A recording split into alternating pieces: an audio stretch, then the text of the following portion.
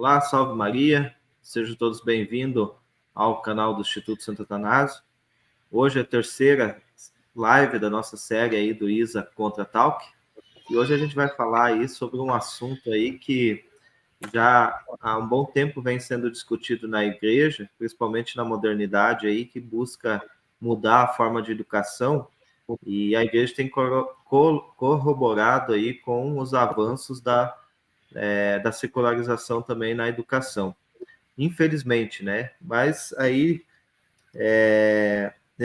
nessa primeira live que nós fizemos, o Rodrigo Pereira, ele nos sugeriu aí fazer um debate sobre esse assunto, e até nos encaminhou aqui um vídeo que a gente assistiu, e vamos tratar um pouco dele também aqui, de uma palestra que o Cardeal Tolentino deu em São Paulo para as escolas católicas aqui no Brasil. E nós vamos debater um pouco sobre ele hoje. E essa palestra aconteceu, inclusive, recente, foi dia 19 de agosto desse ano atual. E tem algumas coisas interessantes que foram debatidas nessa palestra, que cria uma disruptura com aquilo que, de fato, a igreja ensinou, e a gente vai tentar trazer um pouco aqui de serenidade para esse debate. E hoje, de novo, contamos aí com o Augusto, vice-diretor do Instituto, e o Alcides, diretor do Instituto. Sejam muito bem-vindos.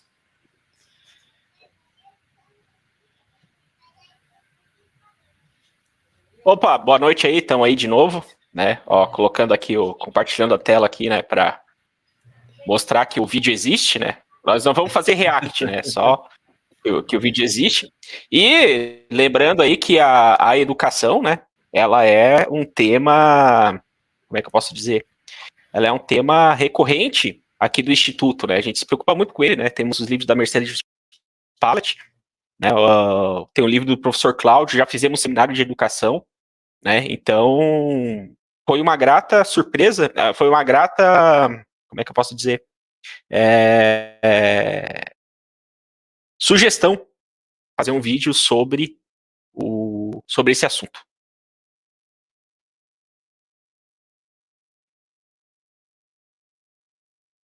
Alcides, deseja iniciar aí um comentário sobre o assunto?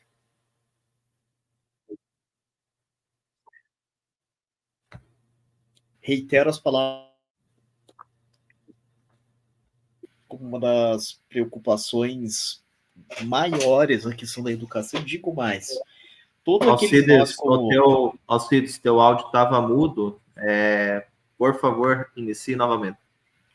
Não, eu já comecei a falar quando já não estava mais mudo, mas não apenas do nosso instituto, a educação é um dos principais assuntos de preocupação, como de todas as pessoas como eu, você que são pais e católicos, isso deve ser de suma importância. Então, antes de tudo, a gente tem que estar muito atento a esse tipo de discursos aí, saber detectar onde não está sendo benéfico para as almas. Então, reitero tudo que foi já colocado sobre a importância de a gente reagir, não só reagir, mas analisar o que está sendo dito com o nome da igreja. E aproveitando o gancho, né, falando um pouco já da palestra do Cardeal Tolentino, ele é uma pessoa bastante perspicaz e tem uma retórica muito boa, né? A gente dá para ver que ele entende do assunto, sabe falar, mas a gente vê também que ali há muito respingo já do pensamento moderno dentro dele. Embora muita coisa que ele falou ali sejam verdadeiros, né? Principalmente a preocupação ali no começo da palestra, né? Ele já começa falando da preocupação com o transhumanismo, né? Que é esse movimento mais moderno atual, né? Com a tecnologia, com as coisas virtuais, com essa falta do relacionamento humano, né? Então, isso faz parte mesmo da realidade nossa, né? E é uma coisa que tem que se preocupar. Mas uma coisa que a gente vê durante o discurso dele é que ele não dá muito ênfase àquilo que, de fato, os colégios deveriam se atentar e ser a sua finalidade, que é educar o ser humano. E o que é educar o ser humano? É preparar o ser humano para o seu fim, né? Não é somente para as relações sociais, para o debate da sociedade em si, claro, isso faz parte da necessidade do homem enquanto ser social, mas eu vejo a importância de que seja cuidado primeiramente ali da alma, preparar essa criança para aquilo que é o essencial, que é a salvação da sua alma. E no discurso dele eu vejo uma preocupação muito maior com as coisas ligadas às relações sociais, aos problemas do mundo, à questão ecológica, como ele usou muito uma frase do Papa Francisco, e esquece-se daquilo que é o principal, que é a busca da educação para a finalidade do ser humano, que é a salvação da alma, ou seja, a educação tem que estar ligada diretamente à santidade, né? Primeiramente, nós temos que nos ordenar, né? E eu gosto também muito da forma como era a educação anterior, né? Que nós tínhamos o trívio e o quadrívio, né?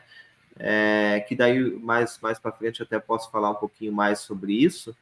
Mas a educação atual, ela se preocupa muito ela se tornou, na verdade, tecnicista, e a gente sabe que o tecnicismo seria uma das últimas partes da educação mais fundamental, e hoje, na verdade, você já começa a educação tua já meio que preparatória para você se tornar um técnico, né? Não é? Então, na verdade, nós não temos uma educação, nós temos um ensino, e eu não vi muito ele falando sobre isso. Eu vi ele até comentando da preocupação do ser humano, de olhar para a criança, para a pessoa como ser, mas não com a profundidade que deveria ser levado num discurso de um cardeal católico, né? Fazendo, de certa forma, um ênfase para as escolas abordar mais ainda esse tema, né? Ou voltar a abordar, né? Porque o que nós vemos hoje dentro das escolas supostamente católicas é uma secularização total, um abandono total da educação, daquela educação católica que tinha como principal preocupação o ser humano, a vida, a busca da santidade, a formação para que o homem ou a criança ali conhecesse de fato o ser, o conhecimento próprio de si mesmo. Isso que até faço um adendo a algumas palavras que o professor Cláudio fez recentemente lá no Instituto, não durante uma palestra, mas em conversa informal, que há um nome para isso, que é um fenômeno chamado a secundarização da educação, que, num resumo, você já desde que a criança já tem poucos anos, você já sobrecarrega ela de atividades. Coloca atividades fora de casa, o inglês é a natação, o curso de não sei o que, é o ensino bilíngue, não tendo mais como um objetivo a melhora enquanto ser humano, mais informar a pessoa mais preparada tecnicamente para a sobrecarga que o mundo atual está exigindo. Então, o que acontece? Desde cedo você já está preparando a criança se tornar um adulto que só vai saber viver em torno do estresse, da sobrecarga, da produtividade pela produtividade, e que só num futuro remoto vai começar a se preocupar com as coisas mais básicas da alma. O que interessa quando a pessoa é educada nesse molde, as coisas que interessam, como a alma, o ser, a finalidade, ó, é para um dia, futuramente, quando aparecer, eu tiver calma de pensar sobre isso, vou me preocupar com isso. Isso reflete até em como hoje as pessoas estão se preparando para a paternidade, a maternidade, cuidar de uma família, é uma preocupação para um dia, lá na frente. Isso tem sequelas graves na sociedade. Não precisa de muito estudo para perceber que está havendo já um tempo considerável sequelas graves vindas disso. Eu vou até dizer que isso tudo que nós estamos falando, né, da educação secularizada, é criticado. Essa é a parte boa da palestra do Cardeal Tolentino. Ele critica todas essas coisas. Ele diz que não vale a pena você focar na técnica, é importante, né? Você ter uma técnica, se preparar para a profissão, etc. Mas, né, tem que ter a educação nas virtudes e no caráter. Ao mesmo tempo que isso aí é a parte positiva da palestra dele, que ele tem esse foco, é ao mesmo tempo a negativa. Mas como assim? Porque se nós estamos falando até o tema da live é educação católica, né? Porque isso é uma educação do ponto de vista católico incompleto. Porque o mero desenvolvimento do ser humano, esquecendo a graça divina, a vida sobrenatural, não funciona. Só se pode falar de educação católica se tiver a vida sobrenatural envolvida. Que é você conseguir manter em estado de graça. Então, na verdade, o Cardeal Tolentino, ele está indo muito... Ele cita, por exemplo, a Fratelli Tutti, que são esses humanismos que contaminou a igreja. Então, tipo assim, como o Ademir falou, ele se expressa muito bem. Não é uma palestra cansativa, né? E o homem moderno, ele vai ouvir aquilo lá, ele vai ficar encantado. Só que o mais importante faltou. Como se manter em estado de graça e como desenvolver a alma, não com as virtudes humanas, ou também chamadas de virtudes adquiridas, mas com as virtudes infusas do Espírito Santo. Tem todo um caráter mistagógico na educação católica que não pode ficar para trás. E aí, quando ele vai para essa questão humanista, nós adentramos, então, nesse paradigma digamos, Vaticano, ONU e tudo mais, que é a educação humana integral. Só que assim, a ironia é que, do ponto de vista católico, não é integral, tá faltando o principal, que é o Espírito Santo dessa educação. Aí, de maneira geral, era isso que eu teria para falar. A mesma coisa que ela é forte, que é de fato, não podemos ter uma educação reducionista, nisso aí ele concorda, não podemos atolar com um monte de atividade meramente exterior, etc. Tem que alimentar o interior do caráter da virtude, ótimo. Mas as virtudes infusas, o Espírito Santo, a relação com Cristo, os sacramentos, etc., ficou de fora. Vocês vejam, eu faço até um comparativo, né? A encíclica de Pio XI, né, que é o Ilus Magister, né, tinha muita preocupação lá com a família. Você lê aquela encíclica do Pio XI, cara, é relação família, que o Estado tem que respeitar o direito da família, o quanto a família é importante para a educação, etc. Você vê que esse caráter da família ficou um pouco de fora. Isso mostra certas mudanças de paradigma. E por que a família é importante? Porque a criança vai aprender a fé na família. A escola é para complementar, né? O professor Cláudio fala muito sobre isso também. É isso. De maneira geral, era isso. Inclusive... Augusto, ali só para complementar também, né? Ele trabalhou, ele fala muito ali da questão multicultural da secularização. Isso, de fato, ele bateu bastante ali, ficou muito claro, mas ele não deu ferramentas, deu até, mas muito, digamos assim, superficiais, né? Ele não trouxe muito forte ali a questão do ensino religioso católico como deveria ser, né?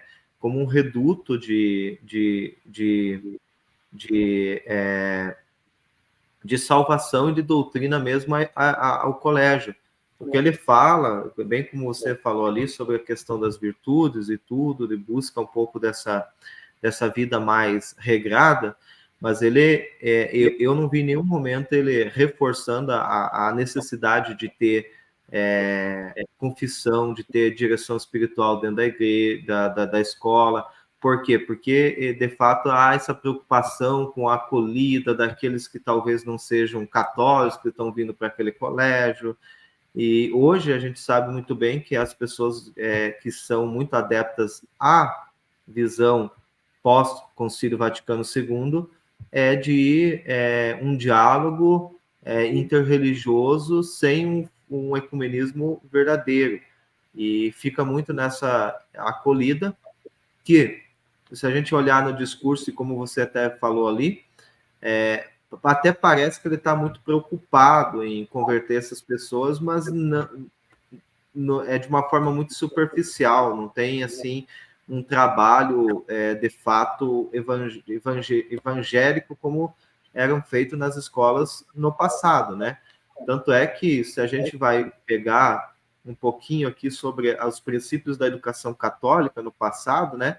A primeira base, como bem o Augusto falou ali, era a questão da graça, né? Então, o fim é aprender um fim em si mesmo, né? Buscar a direção, cultivar, na verdade, nas almas dos estudantes, né? A direção à santidade, a ordem dos afetos, né? Fundamental, né? Então, precisa de uma boa educação, né? E essa educação tem que estar orientada para o reino do céu, né? Da justiça. E não fica só nisso, né? Também a questão epistemológica, né? De buscar promulgar uma educação de convicção, com premissas muito claras para essas pessoas aprenderem, né? E isso não é muito citado ali de forma muito clara, assim, né? Então, também não se buscou, por exemplo, respaldar aquilo que a Igreja Católica falava muito lá no passado, a respeito da educação clássica, as artes liberais, né? Então, nós tínhamos ali o trivium, o quadrivium, o trivium, né? Tinha, que é a parte da lógica, da gramática e retórica, que, na verdade, nada mais, nada menos é que uma etapa do conhecimento do próprio conhecimento, né? O modo da pessoa mesmo, do estudante, pensar e estudar. Como que ele vai expressar esse pensamento? E depois disso, esse estudante ele passa a aprender, né, a conhecer mais a natureza a partir do quadrivium, né? Então, o quadrivium ele vai estudar geometria, vai estudar astronomia, música, aritmética, para daí depois passar para as ciências humanas, para conhecer mais o comportamento humano e da alma. E veja que hoje, só posterior a isso, né, as ciências filosóficas e metafísicas e, por fim, teologia. Veja que hoje, se nós pegamos a sociedade moderna, a coisa está tão bagunçada, tão desordenada, que tem gente que não sabe nem ler e escrever, não sabe nem pensar direito e está fazendo filosofia. Ou pior, está fazendo teologia. E aí a gente vê toda essa desordem e a gente não vê muito essa preocupação dele apontar esses problemas do mundo moderno, né? E eu acho que é essencial. Até eu faço uma brincadeira muito que eu mesmo voltei a ler trívio e quadrívio, porque eu não confiava muito no que eu estudei no meu colégio lá, porque de fato o ensino moderno não garante nada de conhecimento hoje. Hoje, ou tu se torna um autodidata e começa a estudar por conta própria, com base naquilo que a educação clássica tinha, ou você fica à mercê do que nós vemos hoje na nossa sociedade, né? Uma sociedade que não tá, as pessoas não têm condições de ligar o lá com cá, como eu falo, essa frase até é popular, né?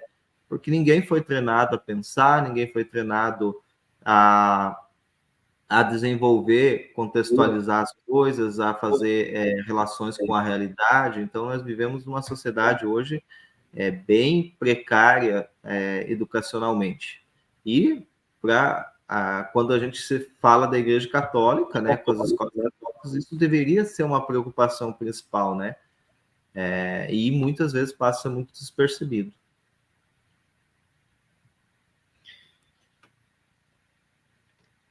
Inclusive, Fale, Alcides. a gente não pode esquecer da própria a própria etimologia. A gente pega do que significa educação. Ex ducere, do latim. Ex ducere é o quê? Levar a um caminho. Na própria palavra, há uma grande confusão entre três coisas distintas, que são educação, instrução e ensino. E quando se fala em educação, o foco é qual é o caminho, qual é a finalidade. Se não há preocupação com a finalidade, você aumenta mais ainda essa confusão de o que é cada um, o que é instrução, o que é ensino e o que é uma mera instrução. As três coisas são domínios diferentes, inclusive. E hoje em dia a gente vê que as três coisas que são muito distintas são tratadas quase como sinônimas. Nesse aspecto aí de fazer a distinção de educação, ensino, instrução, né? O cardeal Tolentino, se bem que não vou pesar na dele em relação a isso, porque foi uma palestra curta, né? Uma palestra de 40 minutos e tal, e, em 40 minutos ele falou muito e falou muito bem, embora tenha algumas besteiras que, né, eu vou começar a adentrar, então, nas minhas anotações aqui, certo? Antes disso, né, o Ademir estava falando, né, tem gente que não sabe nem pensar, raciocinar direito, faz teologia e filosofia, não, faz filosofia até teologia, né, então deixa eu contar uma história recente aqui do Instituto, né, veio o Edson aqui, né, Edson candidato aí, veio conversar com a gente, pedir voto, né, tal, aí o Edson tá falando, daí o Edson tá contando a vida dele, tal, né, o político tem que convencer, né, então, contando a vida dele e tal, aí ele chegou e falou assim, não, e recentemente estou concluindo meu mestrado em teologia na PUC. Aí eu cheguei, não, peraí. E tu ainda continua católico?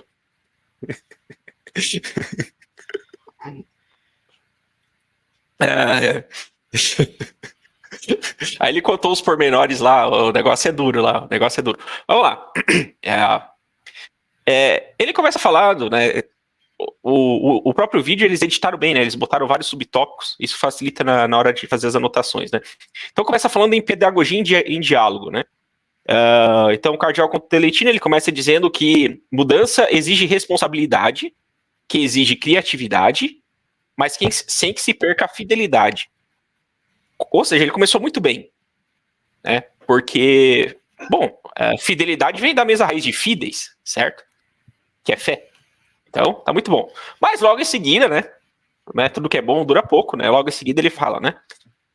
Ele fala que a gente tem que ver os valores comuns, pensar no quadro do humanismo cristão.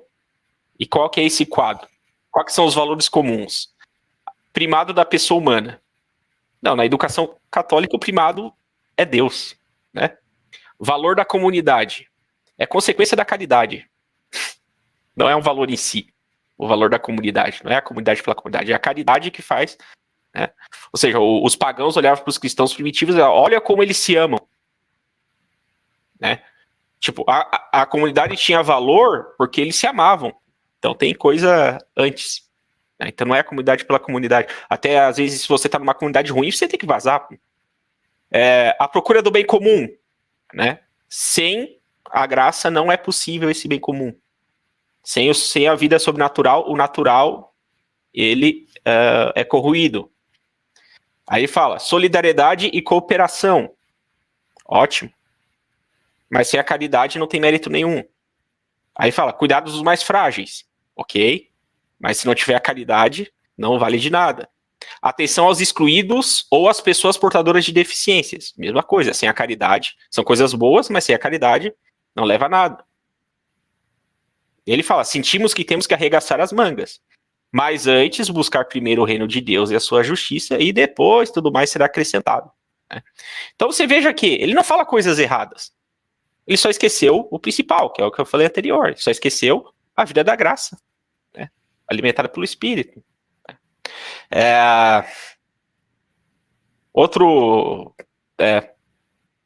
Outra coisa, fiz uma anotação aqui que transcrevi o que ele falou no minuto 11.04. Né? Ele chega e fala o seguinte: nós temos que olhar para essa revolução do digital sem medos, sem barreiras atávicas, vendo os aspectos positivos, mas também com muito realismo, percebendo que o espírito crítico, que a formação de uma humanidade plena, feliz, não acontece sem essa aposta, antes de tudo, na pessoa humana.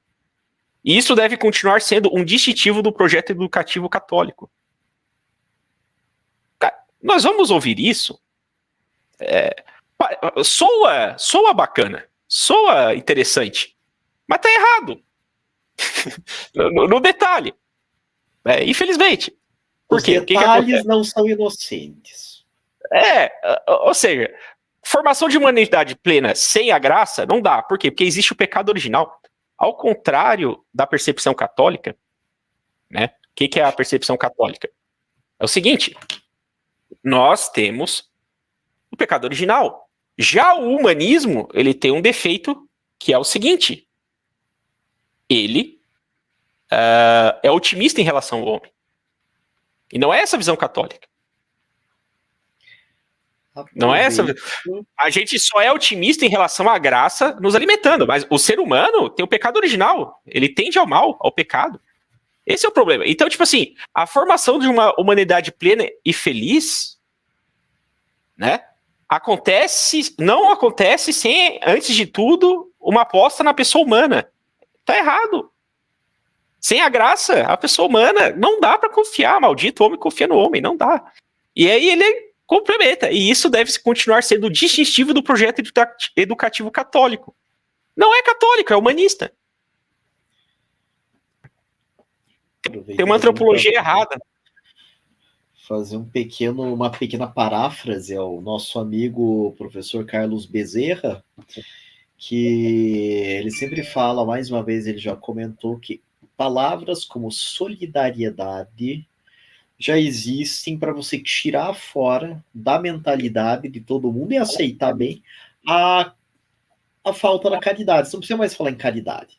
Fala em solidariedade. Já é um tipo de terminologia que é para você colocar aquele senso de ajuda, de suportar, mas sem falar de Deus e da caridade. Já é os termos usados num discurso já mostram para onde se quer levar a mentalidade. Nada há de inocente e nenhum ponto desses é um mero detalhe acidental.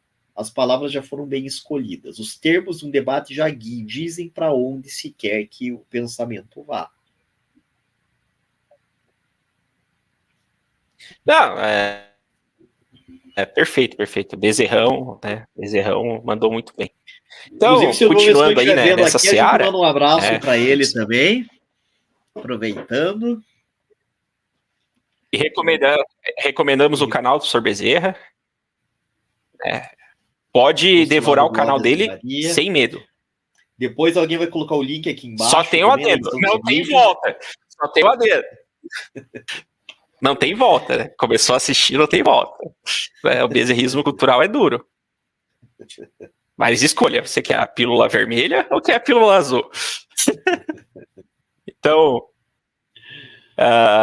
bom, ele tem uma coisa positiva quando ele vai falando da memória, né? Sobre o processo da memória. Ele cita Fratelli Tutti, tá? Normal, isso aí. Tá. Ele reconhece que há retrocesso na história. Veja que isso aí já é uma dissidência em relação ao modernismo. O modernismo, ele é evolucionista, hegeliano, ele acha que a gente sempre está para o processo melhor. Ele diz, não, pode haver retrocesso na história. Nesse sentido, ele é mais realista. Né? Ele é assim, tem que colocar na memória o sentido da história, que no fundo preserva o sentido da vida e da pessoa, com valores fundamentais. É interessante ele falar isso, que é uma frase verdadeira, só que assim, qual que é a plenitude dos tempos, pô? A plenitude dos tempos quando a senhora encarnou. Então, tipo assim, tem que colocar na memória tudo isso para reconhecer os valores fundamentais, mas sobretudo, na educação católica, é Cristo que é o sentido da história. Ele fala do sentido da história, mas não diz que Cristo é o sentido da história. Então, omissão grave, né? Aí ele diz assim, a escola católica, ela tem que ser formadora e protagonista na arte de ser. Então você veja que era aquilo que a gente estava discutindo antes. Eles falam que tem que educar nas virtudes e no caráter, né? Ele fala que, tipo assim, ó, o que envolve essa arte de ser? Sentido de, vamos lá, cidadania, sentido de comunidade, sentido da história, sentido dos grandes valores. Ele diz que tudo isso potencializa a arte de ser. Pode até potencializar, mas sem a graça só vai até a esquina, pô. Esse é o problema. É bonitinho, mas não é católico, né? E aí ele fala uma coisa assim que eu realmente não entendo, aí, até daí eu deixo para vocês comentarem, que a arte de ser possibilite então a arte do encontro. A história verdadeira é o encontro com o outro. Virou malhação, tá ligado? Parece uma teoria filosófica do existencialismo aí, né? Esquece um pouco da questão do que é o ser humano em si mesmo, né? E aí, por isso essa preocupação, né? Que talvez a essência, o discurso, ele parece muito bonito, mas ele esquece do básico, né? Que é a finalidade do ser humano e a busca da santidade, né? E aí você cai nesse discurso aí que parece que a educação é uma relação mais social entre pessoas e esquece basicamente que a educação é o conhecimento o conhecimento próprio de si, né? Então, que, na o verdade, mestre ele tem que, de fato, direcionar o estudante para se conhecer a si mesmo, com o intuito de alcançar o seu fim último, que é a salvação da sua própria alma, né? E isso fica muito... Quando tem esse discurso, parece que é isso, mas é ou não é? Ou se está dizendo de outra coisa? Então fica muito ambíguo, né? Por isso que até eu comentei da superficialidade naquele momento, porque, de fato, é um discurso que, se a pessoa não tem um certo conhecimento do que foi a educação católica, a educação clássica, você vai achar que está tudo normal e que realmente existe um combate veemente ali contra essa secularização e essa modernização da estrutura educacional que hoje nós temos, né? Na verdade, mesmo, graça e santidade não são preocupação nenhuma de mais quase ninguém no clero. Então, ele está só sendo coerente com o que está acontecendo por aí, com o que está a mentalidade geral. E quase que todas as filosofias mais modernas também não tem como preocupação.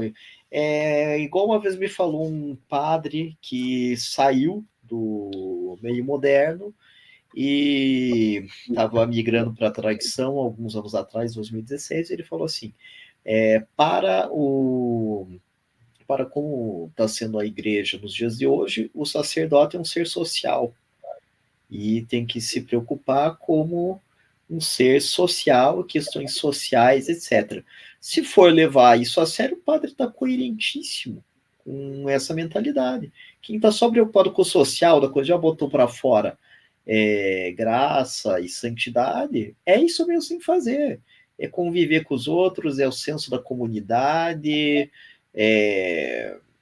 quase que questões de nível Paulo Freire, praticamente. Não tem nada de errado se for ver com o que está sendo a mentalidade geral. Está só sendo coerente, no fim das contas.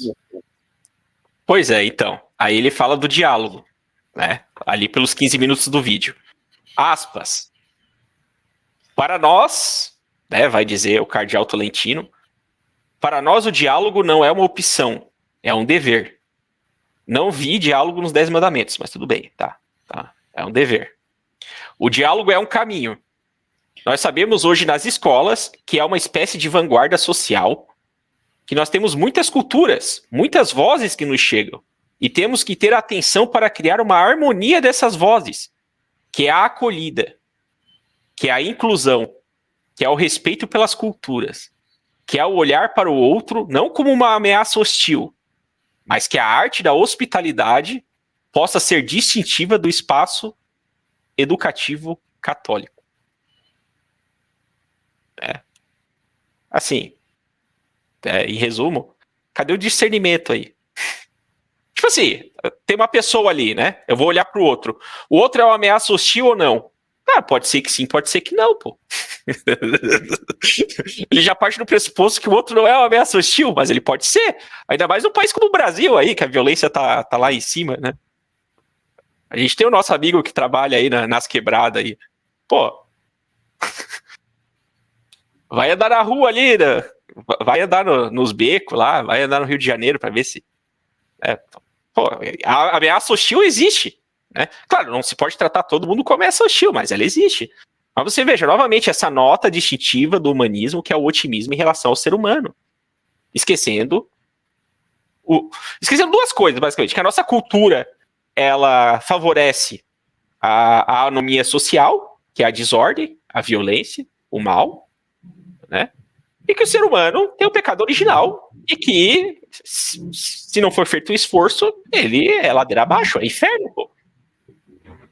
E acho eu, Augusto, que não vamos colocar palavras na boca do cardeal, né? Porque ele fez um discurso com muito pouco tempo ali, né? Mas uma coisa ele tinha que ter deixado explícito ali que a cultura católica ela sempre foi muito mais elevada que o restante das culturas e que se há essa hospitalidade, se há esse acolhimento tem que ser feito com o objetivo de elevar essas culturas, corrigir aquilo que está errado nelas e, de certa forma, tornar ela sobrenatural, né? Converter esse povo, né? Elevar próximo a Deus, né? E ele não deixa muito explícito isso. Na verdade, ele trata ali como se fosse uma base de uma relação social e ponto final. Acaba ali tudo e nós temos que tolerar tudo que acontece lá e ainda levando, lógico, em consideração isso de que tudo é bom. Parece um discurso muito protestantizado naquilo que diz que todas as religiões são boas, né? Agora ali está se aplicando a todas as culturas são boas. Não, e aí eu faço um aspas, não que todas as culturas que tem por aí não tem coisas boas.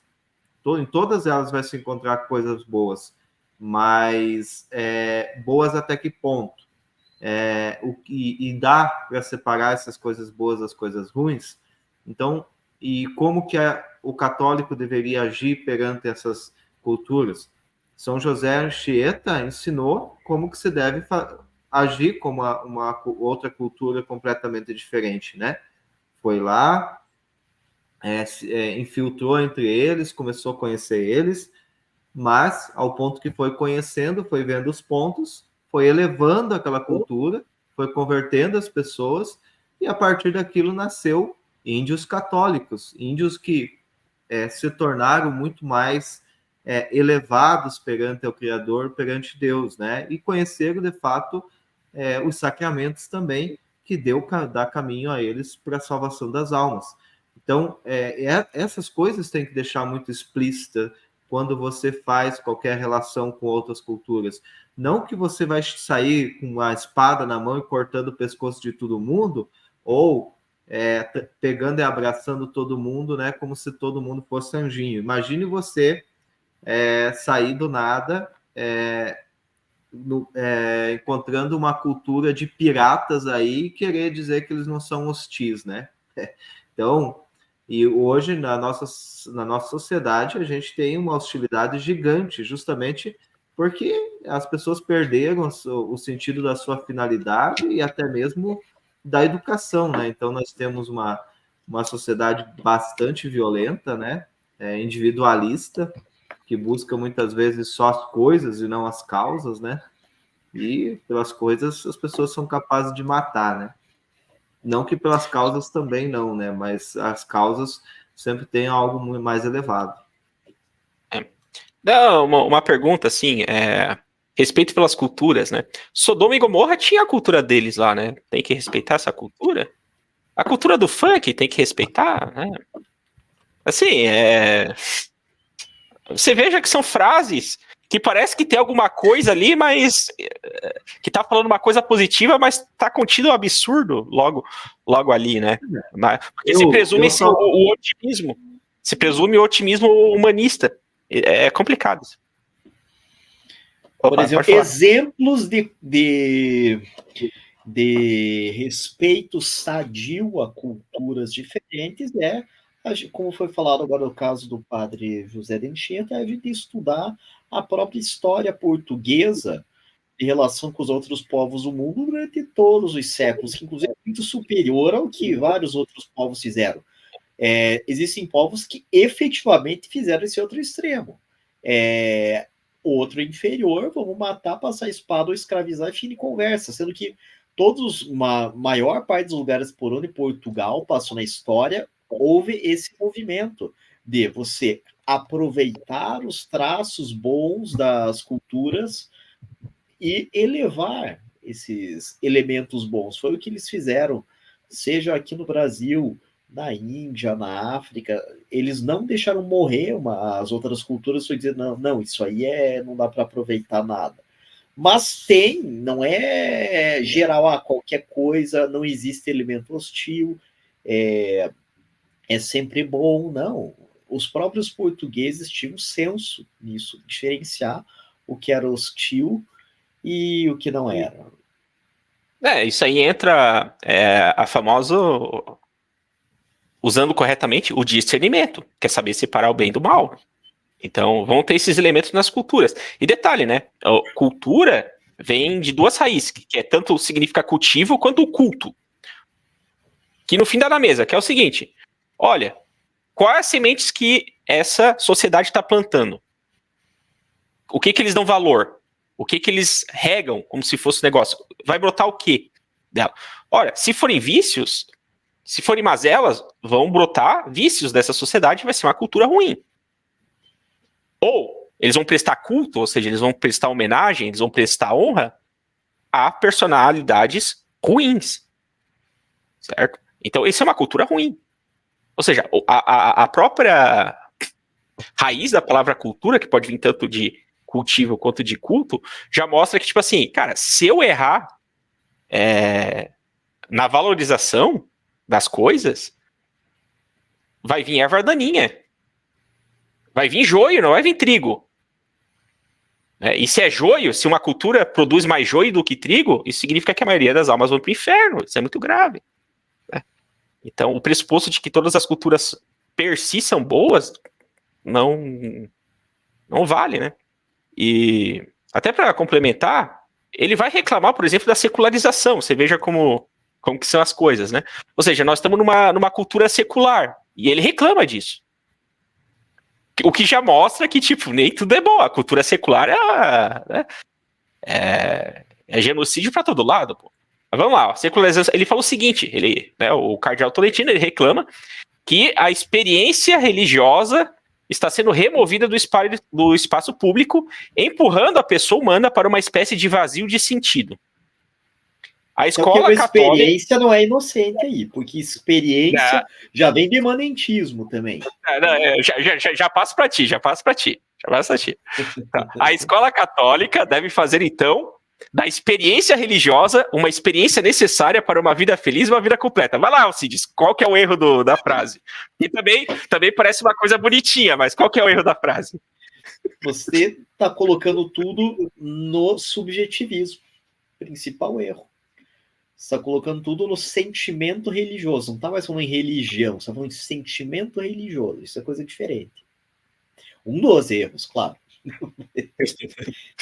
Experiência você precisa experimentar tudo. É você que vai definir tudo. Não existe mais verdade objetiva com isso aí. É a experiência que guia tudo. Sim. Não, esse aí é um dos grandes erros da espiritualidade moderna, inclusive.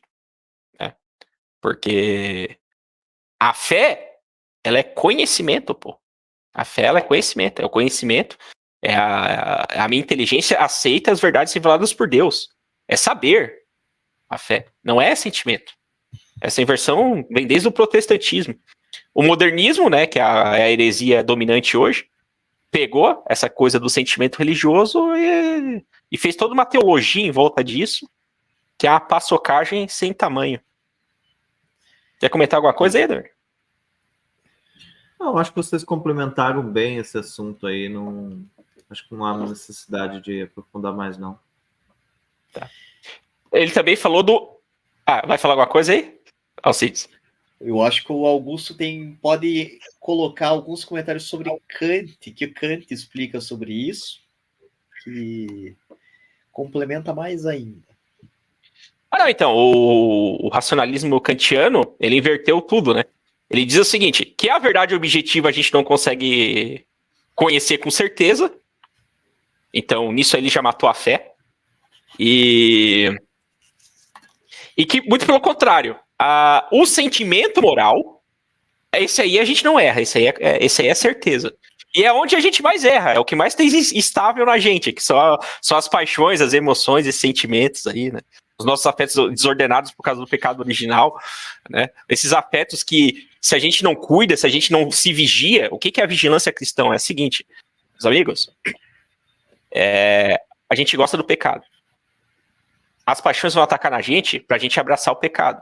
E se a gente não vigiar, quando a gente for ver, a gente já está criando raciocínios, que na verdade são racionalizações, falácias argumentativas, para a gente abraçar esse pecado sem, entre aspas, culpa.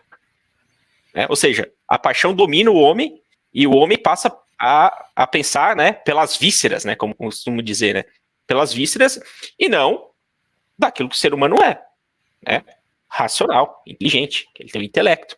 Né, e no caso católico, de sobremaneira, né, com a fé iluminando a razão, né, para levar todas as coisas a Deus, né, via as 3 virtudes teologais, né, cujo objeto é Deus, que é o nosso fim último. Né. Mas assim, saindo dessas falas elevadas, o cardeal Tolentino falou do ecologismo. Aí a frase dele é, aspas, o grito dos pobres está ligado ao grito da terra. Fecha aspas. Tá? Meditem.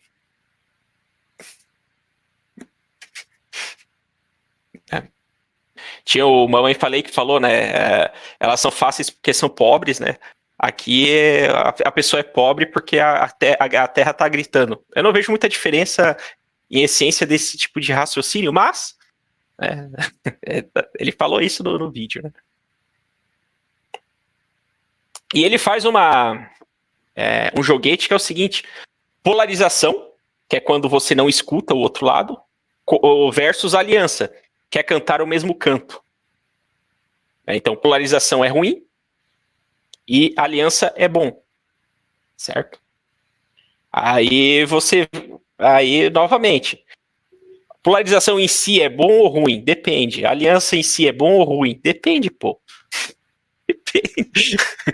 Não são absolutos. A maior polarização que existe é sobrenatural, né? É o bem contra o mal, São Miguel contra Lúcifer, Deus contra Lúcifer, Nossa Senhora contra Lúcifer. Então, aí você vê o tamanho da questão, né? Então, polarização não é ruim, em certo sentido. Depende do que está se debatendo, né?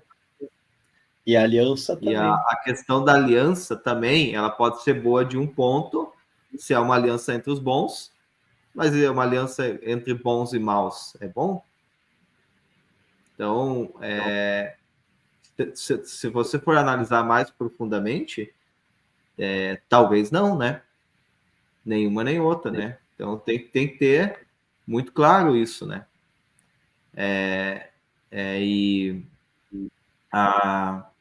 Talvez, não dá para culpar também o cardeal, mas, como eu estava falando, sim, foi 40 minutos, né? O próprio Augusto falou, 40 minutos não dá para você destrinchar um assunto desse, né?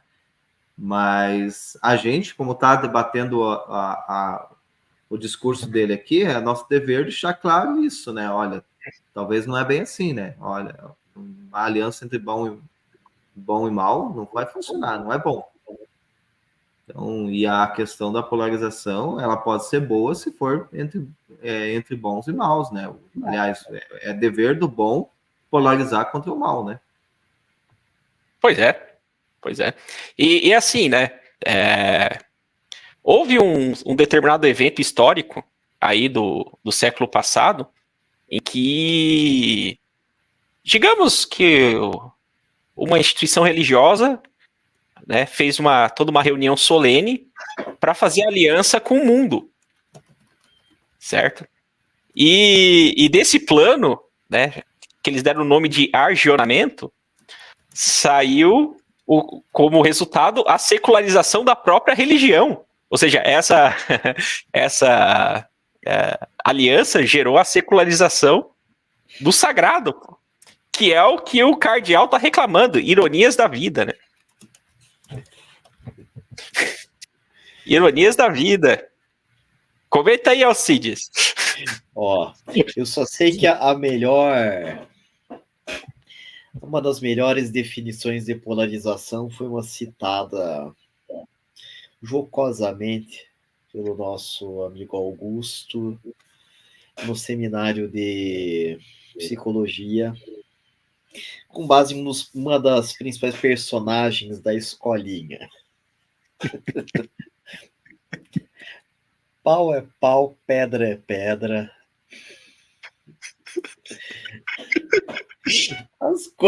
Tem coisas que qualquer separação bem feita é uma polarização. O que acontece? Um mundo que não tem isso é um mundo onde você vai ter a confusão. Você não vai saber diferenciar o que é uma coisa da outra, você não vai ter a objetividade, você não vai ter a verdade absoluta, você vai ter a fluidez em coisas que não deveriam ter a fluidez.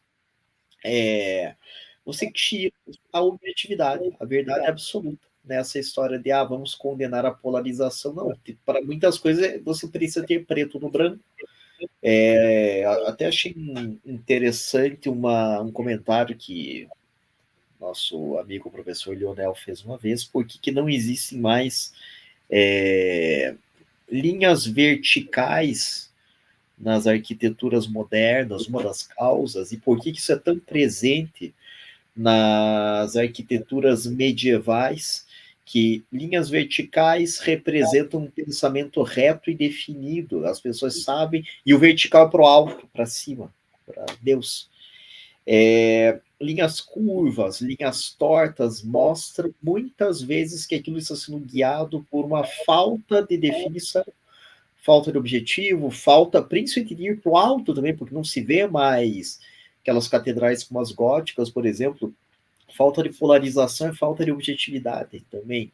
E se não for, esse discurso irá levar à falta de objetividade, e falta de objetividade leva para vários outros tipos de consequência que estão bem fáceis de a gente verificar no mundo de hoje. Isso também, Augusto,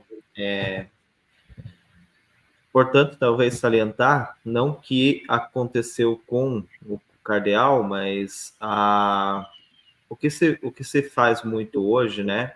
Os pensamentos, principalmente essas pessoas que já são tomadas pela filosofia moderna, eles tendem a fazer análises imanentes, né? Então, o que está mais hoje em voga na imanência? Tudo é discussão política. E aí, talvez, a linha de raciocínio dele, quando ele fala em polarização, é política. No subconsciente dele, basicamente, ele está falando sobre política. Ele não faz uma análise mais elevada das coisas. E basicamente, eu penso que seja esse o problema. Que ele não chegou ao nível de fazer um debate, uma análise mais sobrenatural das coisas. E por isso que ele chega a esse tipo de parecer, de entendimento. Uhum. Sim, dá para dar essa colher de chá aí, né? Embora tenha alguns elementos que não vale a pena entrar, que dão pistas do contrário, né? Mas realmente, isso até faz vínculo com a live anterior, né? Que a gente comentou.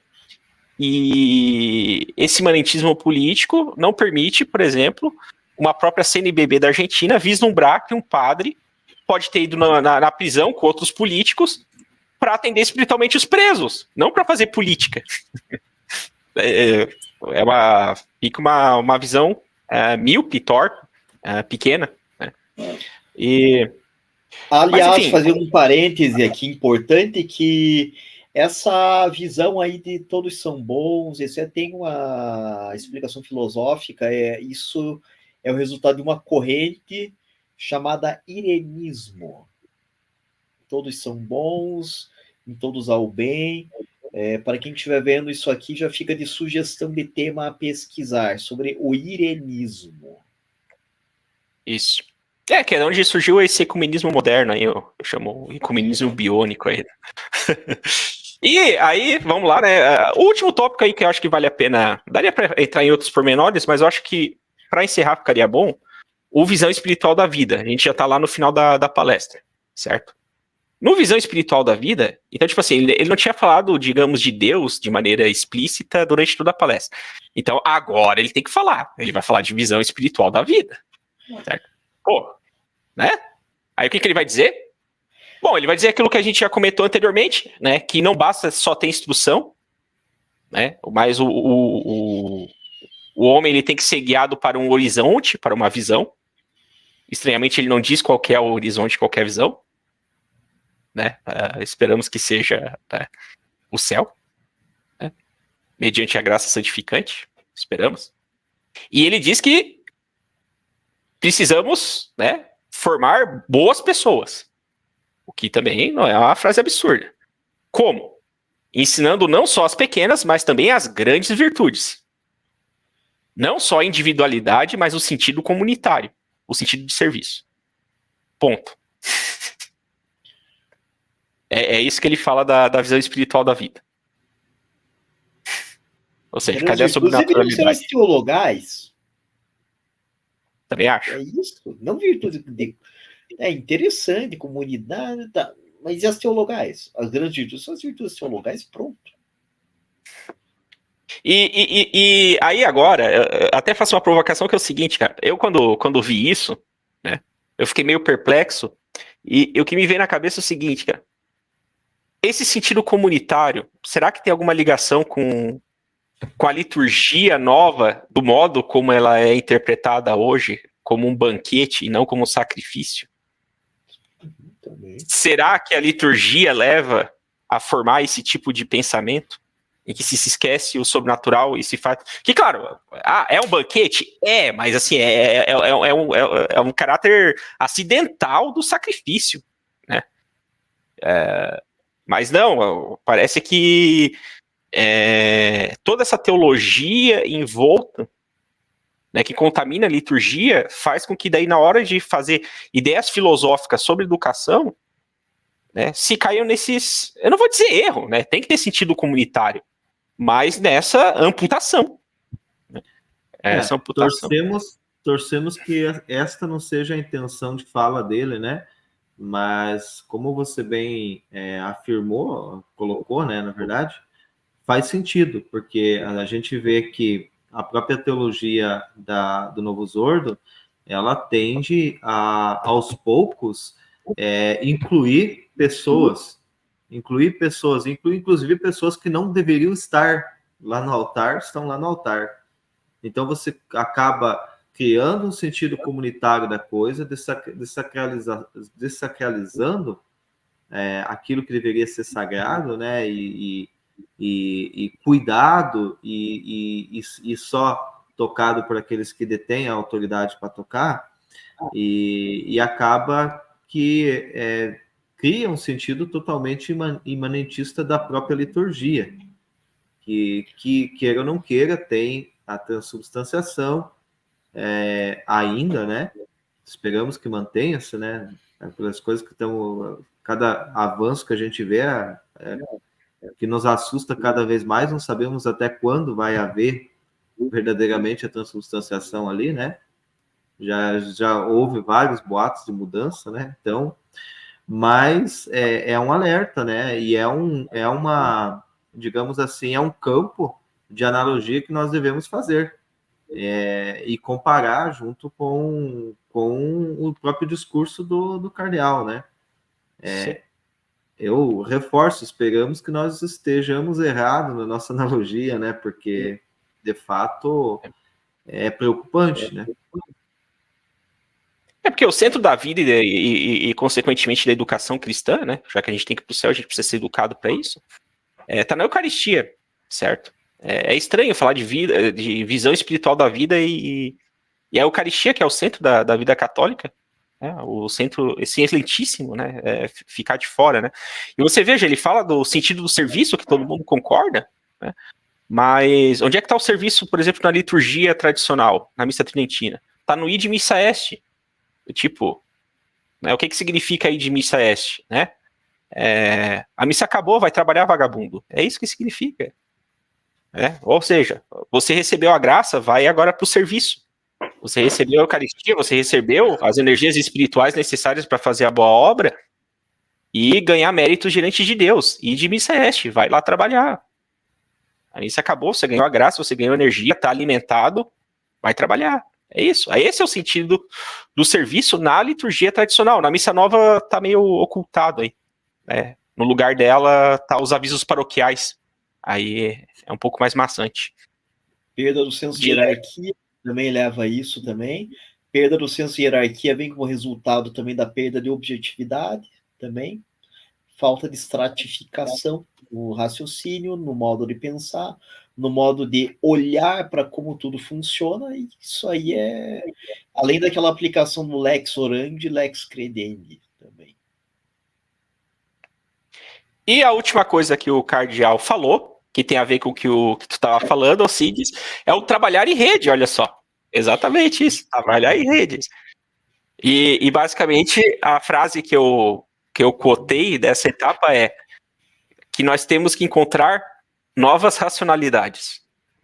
Eu tremi. Eu só digo, eu tremi. Eu não sei o que ele quis dizer com isso.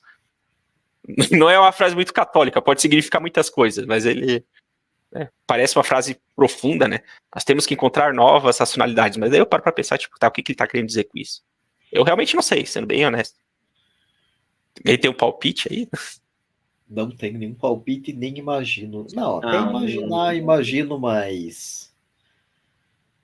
Não dá para a gente tomar nenhum conceito sobre isso, né? Porque se a gente fosse aprofundar sobre racionalização, a gente pirava, né? Porque o que mais tem hoje é a racionalização de afetos e paixões, né? Então, é uma frase que fica meio obscura, né? A gente não sabe a intenção do que ele estava querendo dizer com isso, né? Se você junta novas racionalidades com acolhida, com diálogo, e todas essas coisas aí que a gente viu, né? E mais determinadas, por exemplo, Fratelli Tutti e tal, e mudanças doutrinais por motivos pastorais, essa frase é perigosíssima. Basicamente, traduzindo de modo bem raso, seria algo: vamos abrir a mente.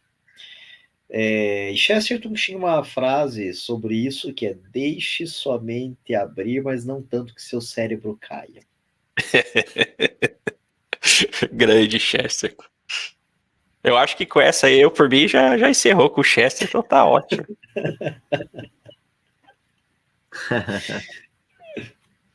Eu acho que, a princípio, o nosso objetivo hoje foi cumprido, né? A quem assistir esse vídeo, a gente deixa claro que o nosso objetivo aqui foi contextualizar, né, o que, a pedido, né, de um leitor, né, de um ouvinte nosso do canal, aí, um seguidor, né, o Rodrigo Pereira. E a nossa intenção aqui foi tentar esclarecer e trazer as coisas mais à doutrina católica, né? De fato, como que foi a educação no passado, como que a igreja tratou isso e como que deveria estar tratando, né? A gente pegou essa indicação do Rodrigo aí desse discurso do cardeal Tolentino e tentou esmiuçar e trazer um pouco mais de clareza aos fiéis católicos, aqueles que estão acompanhando o nosso canal, né? a gente convida aí, você que está assistindo, a curtir, compartilhar, seguir o nosso canal aí. Toda terça-feira a gente vai estar colocando aí, trazendo novos vídeos, novas lives aí sobre o tema dessa nova série que a gente lançou aí, o Isa Contra Talk, né? Justamente não é para ser uma série muito amistosa, né? Mas para a gente tentar trazer um pouco as coisas à luz da verdade. Mas sempre mantendo aí a nossa prudência, né? Para também não fazer análises e julgamentos errôneos, né? E pedimos para você também deixar aí para nós sugestões para a gente estar debatendo aí nas próximas lives. Da minha parte, agradeço a todos que tiveram a paciência de assistir toda essa live, chegar até o final aí.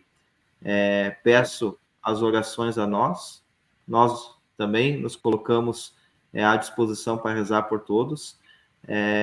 E uma salve Maria e viva Cristo Rei. Viva Cristo Rei.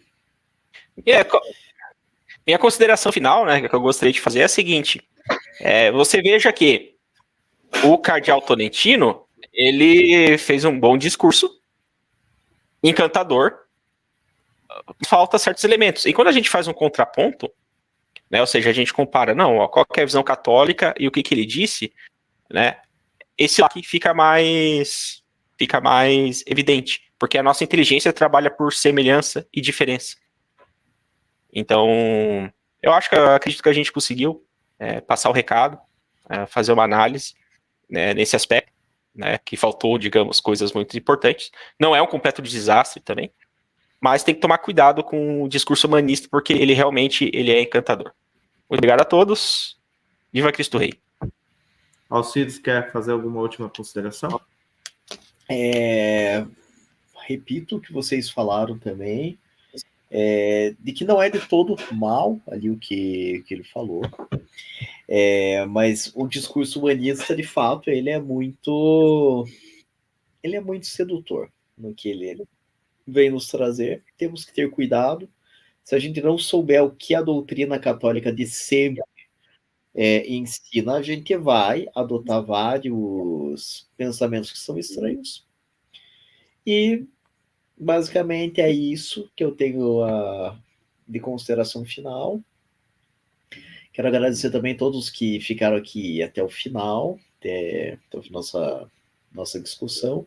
Aproveitar e convidar todos que estão aqui vendo a nós e estão em Curitiba para que visitem o nosso instituto também, especialmente às quintas-feiras, nas quais se tem mais discussão sobre a parte filosófica. E quero mandar meu abraço e boa noite para todos também.